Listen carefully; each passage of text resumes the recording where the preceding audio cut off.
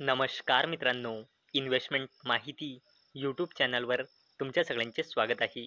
तर मित्रांनो, आजच्या व्हिडिओमध्ये आपण इंडियाच्या स्मार्ट मीटर मार्केटवर एक जबरदस्त अपडेट आली आहे आणि आजच्या व्हिडिओमध्ये आपण तेच अपडेट बघणार आहोत. आणि मित्रांनो, त्या अपडेटमुळे आपण कोणकोणत्या कंपन्यांना स्टडी करू शकतो हे पण आपण पुढे बघणार आहोत. तर चला व्हिडिओ स्टार्ट करूया. तर मित्रांनो, या व्हिडिओचं हेडिंग तुम्ही इथे वाचू शकता. India's smart meter market is growing quickly with huge potential for investment and innovation. In 2024, the market was worth about $288.30 million and is expected to grow to over $1,014.20 million by 2033.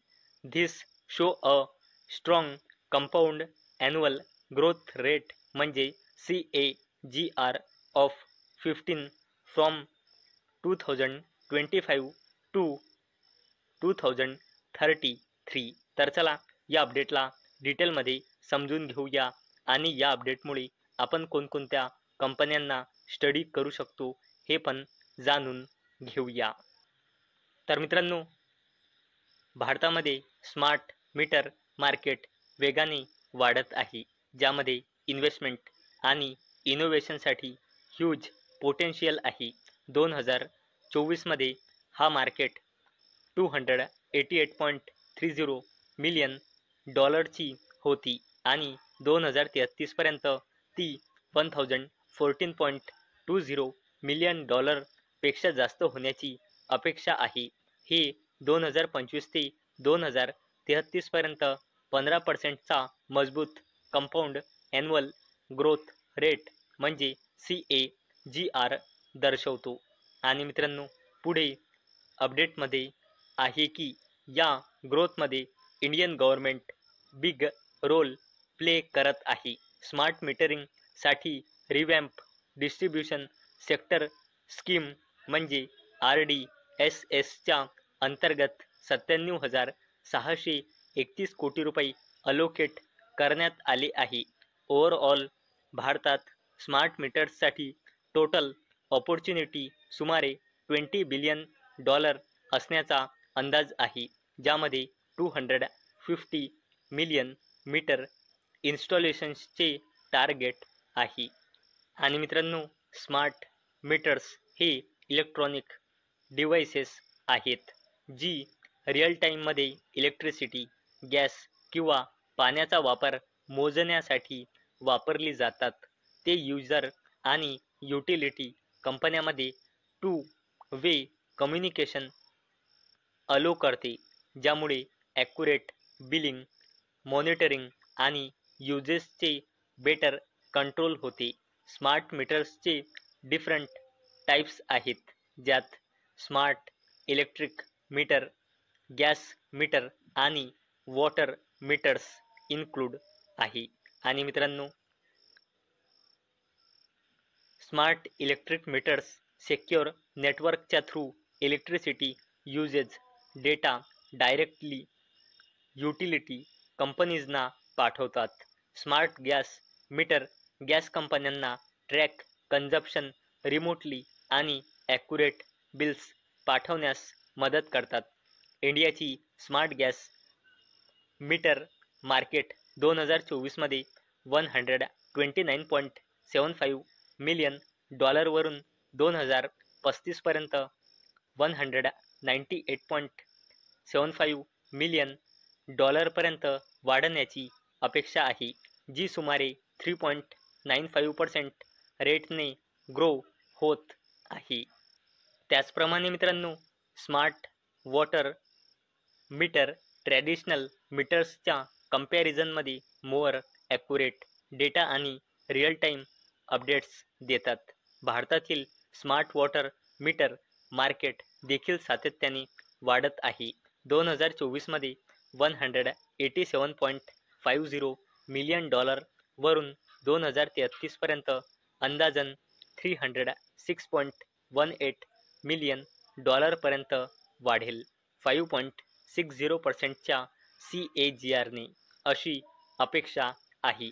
आणि मित्रांनो, smart मीटरिंगमध्ये वापरल्या जाणाऱ्या टेक्नॉलॉजीजमध्ये AMR म्हणजे automatic meter reading, जे one way data communication offer करते, आणि AMI म्हणजे advance metering infrastructure, जी आहे ती टू वे कम्युनिकेशन आणि रिअल टाईम कंट्रोलला सपोर्ट करते. आणि मित्रांनो, गव्हर्नमेंटने स्मार्ट मीटर नॅशनल प्रोग्राम म्हणजे SMNP सारखे महत्त्वाचे उपक्रम सुरू केले आहेत, ज्यांचा उद्देश 2025 ते 2027 पर्यंत 250 million traditional meters smart prepaid मीटर्सने रिप्लेस करण्याचे आहे, ज्यामुळे भविष्यात स्मार्ट मीटर मार्केटमध्ये ग्रोथच्या स्ट्रॉंग ऑपॉर्च्युनिटीज दिसून येतात. तर मित्रांनो, आतापर्यंत आपण स्मार्ट मीटर मार्केटवर एक जबरदस्त अपडेट बघितला. त्याचप्रमाणे हा मार्केट किती वाढू शकतो येणाऱ्या काही वर्षांमध्ये, ते सुद्धा आपण आतापर्यंत बघितले.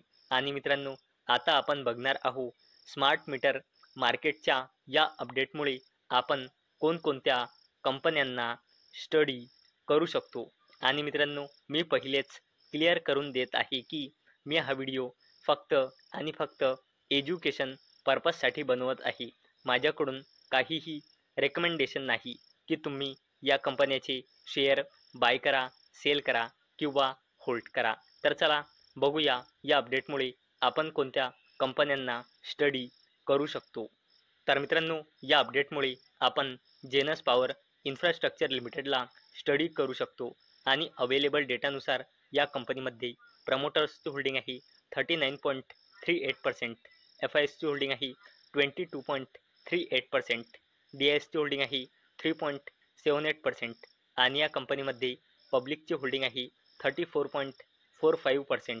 आणि मित्रांनो, या अपडेटमुळे आपण HPL इलेक्ट्रिक अँड पॉवर लिमिटेडला सुद्धा स्टडी करू शकतो. आणि अवेलेबल डेटानुसार म्हणजे मार्च 2025 नुसार या कंपनीमध्ये प्रमोटर्सची होल्डिंग आहे 72.66%, FISची होल्डिंग आहे 0.31%, DISची होल्डिंग आहे 0.26%, आणि या कंपनीमध्ये पब्लिकची होल्डिंग आहे 26.77%.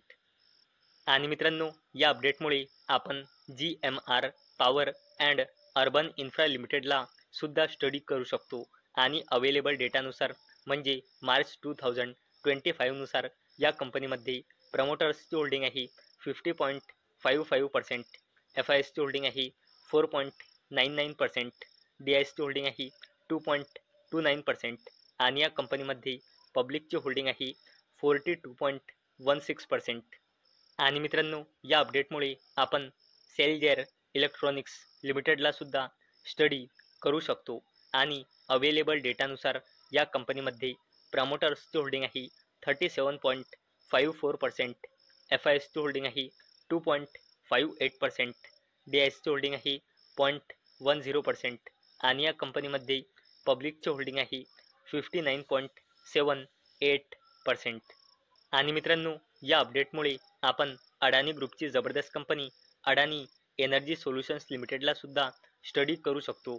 आणि अवेलेबल डेटानुसार या कंपनीमध्ये प्रमोटर्सची होल्डिंग आहे 69.94%, FISची होल्डिंग आहे 17.58%, DISची होल्डिंग आहे 6.33%, आणि या कंपनीमध्ये पब्लिकची होल्डिंग आहे 6.16%. तर मित्रांनो, आजच्या व्हिडिओमध्ये आपण स्मार्ट मीटर मार्केटवर आलेल्या एका जबरदस्त अपडेटबद्दल बघितले. आणि या अपडेटमुळे आपण कोणकोणत्या कंपन्यांना स्टडी करू शकतो हे पण आपण आजच्या या व्हिडिओमध्ये बघितले. तर मित्रांनो, मला अपेक्षा आहे हा व्हिडिओ तुम्हाला इन्फॉर्मेटिव्ह वाटला असेल. तर मित्रांनो, जर तुम्हाला हा व्हिडिओ इन्फॉर्मेटिव्ह वाटला असेल तर या व्हिडिओला लाईक करा आणि चॅनलला सबस्क्राईब करा. आणि मित्रांनो, हा व्हिडिओ फक्त आणि फक्त एज्युकेशन पर्पजसाठी बनवलेला आहे. माझ्याकडून काहीही रेकमेंडेशन नाही की तुम्ही या स्टॉक्सना बाय करा, सेल करा किंवा होल्ड करा. तर चला भेटूया नेक्स्ट व्हिडिओमध्ये. तोपर्यंत टाटा, बाय बाय.